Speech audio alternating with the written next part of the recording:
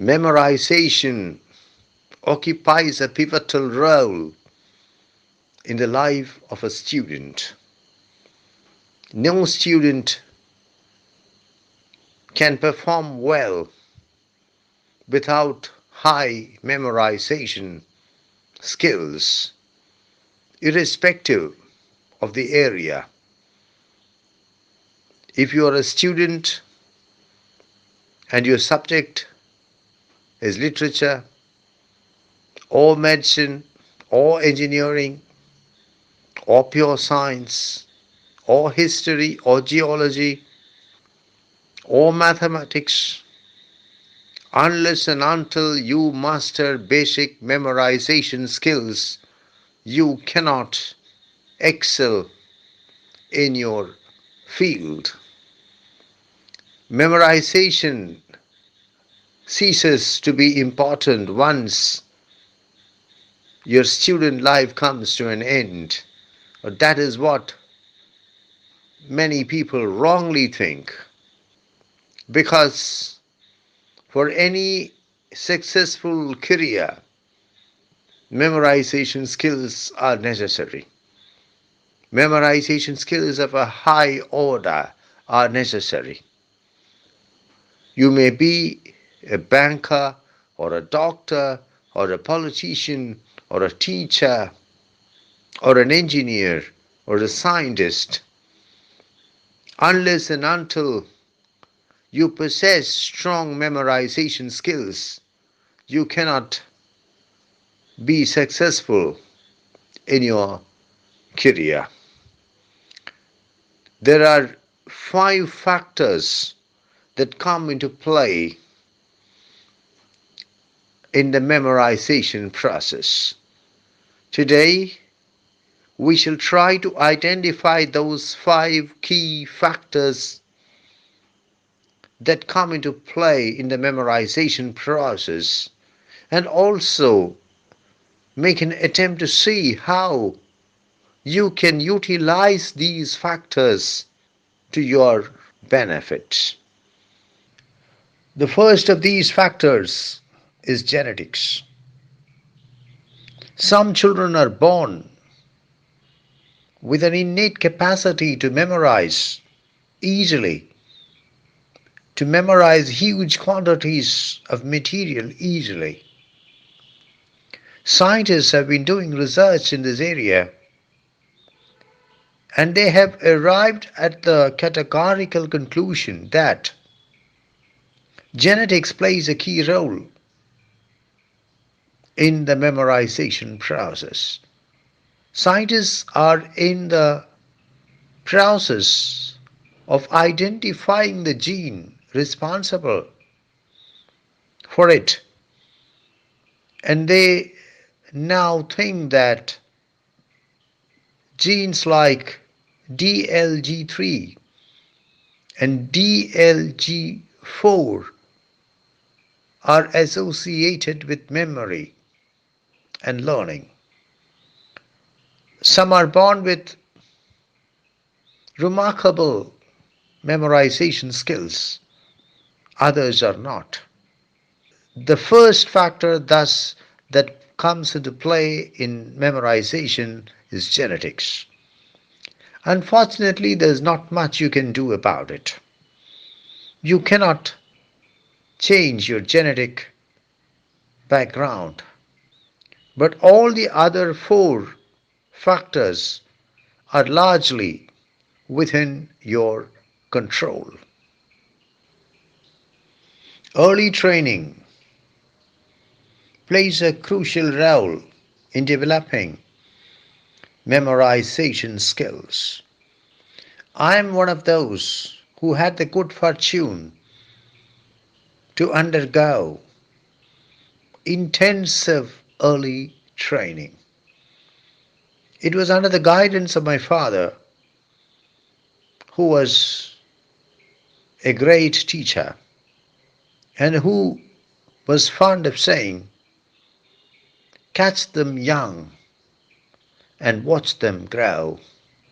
I repeat, catch them young and watch them grow. Early training prepares the foundation for a great career in learning, for a great career as a student. That is why ancient Indian civilization placed extraordinary emphasis on extremely disciplined and extremely rigorous training in the Veda Pathashala. If you are one of those who unfortunately was not able to get the benefit of early training, please make it a point to ensure that the next generation gets it. Please take care to train your children, to train your students rigorously, intensively, with discipline. The third factor is passion. This is a word I love very much. Passion, uncontrollable emotion, strong liking, excessive interest, devotion, dedication, enthusiasm, excitement, positive feeling for something which other people may find it hard to understand, an emotion which overwhelms you, which becomes the driving force of your life. Passion. If you have passion for something, your memorization capacity for that something automatically rises and rises spectacularly at that. The problem with many of us is that we want to learn, we want to study, we want to master a particular subject, but we do not have the passion for it. We have to develop a passion for it. We have to kindle a passion for it, maybe artificially. We have to generate a passion for it. Ideally, you should have a passion for your subject, a natural passion for your subject. That is what happened in my case.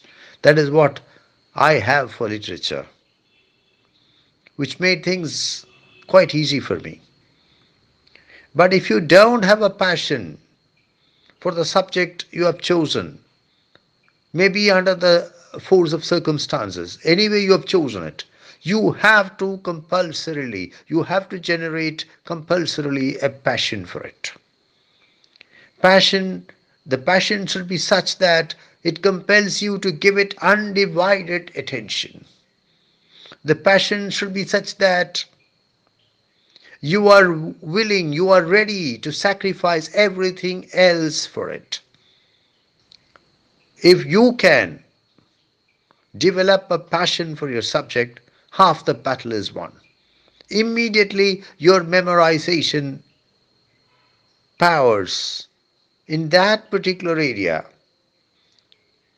rises dramatically, rises spectacularly. So harness your passion, generate a passion for the area of your study and harness it. Perhaps I have made a mistake in saying practice. The penultimate factor of the five factors that are involved in the memorization process is not practice, but practice over time. The more you practice, the more you master the specific mass of material which you are trying to memorize, And also, you sharpen your memorization skills in general more. But as I said, it is not merely practice, but practice over time. Instead of reading something 100 times on a single day, it would be much better if you can read it 10 times each day for 10 days. So it is not merely practice, but practice over time. And I intend to engage a class in which I shall attempt to specify how this practice should be carried out, what the time span should be, what should be the gap between one unit of practice and the next unit of practice. So, perhaps the most important factor among the five factors, the factor that is very much under your control, practice over time. The last factor, and also a very important factor, is methodologies, the use of super methodologies. Over the years, over the decades, over the centuries, trainers have developed super methodologies to help students memorize huge masses of material rather effortlessly. I have shared one such methodology in my video titled An Ancient Indian Memorization Secret. You can look it up. I shall give the link in the box below. And in the days to come, I shall share with you some of the other methodologies which I use myself and also which I use to help my students memorize easier and faster. Make full use of these excellent methodologies which make memorization a rather easy, a rather effortless process.